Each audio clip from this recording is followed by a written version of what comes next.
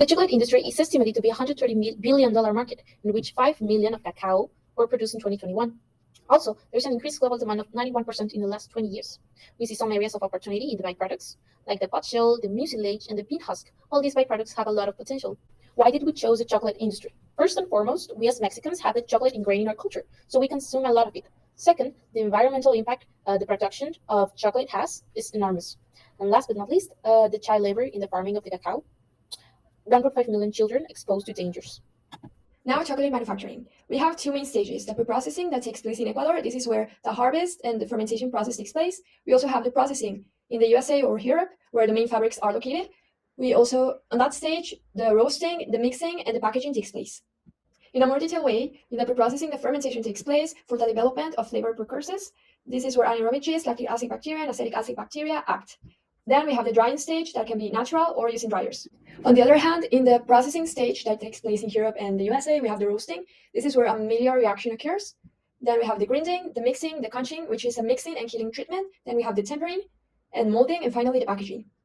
We're going to limit ourselves to the country of Ecuador, and our product is going to be milk chocolate. Our functional unit is going to be 1 kilogram of milk chocolate, and the dimensions we look into for the mass balance are upstream, core, and downstream.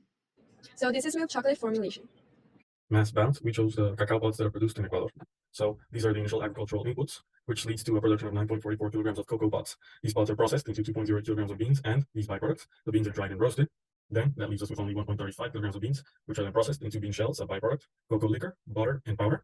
And then these are cocoa butter and cocoa liquor are used to make milk chocolate, which is our case, along with sugar and milk powder and polypropylene as the packaging. And all of that leads to a production of 1 kilogram of chocolate. Energy balance. It'll start with transportation from farm to the port, which is 203 kilometers. That means that the energy from farm to the port is 480. Then it goes from port to Genova port, which have 23,632. Then passing to Genova port to the factory, which is 211.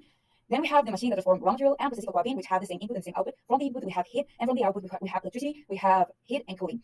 And then we have the chocolate manufacturing, that in the input we have electricity, heat, cooling, other heat that is natural gas, lubricating oil, water, and cocoa beans. And for the output, we have cocoa liquor, butter, cocoa powder, and for the last but not least, we have packaging and distribution. Now, regarding the termination of loss during farming, we have a current situation of a low yield of cocoa production. This is because cacao trees are susceptible to diseases, so they need a lot of agrochemicals. Especially in Ecuador, they use a lot of pesticides. During manufacturing, there is a high energy consumption thanks to transport and also to the production of milk powder.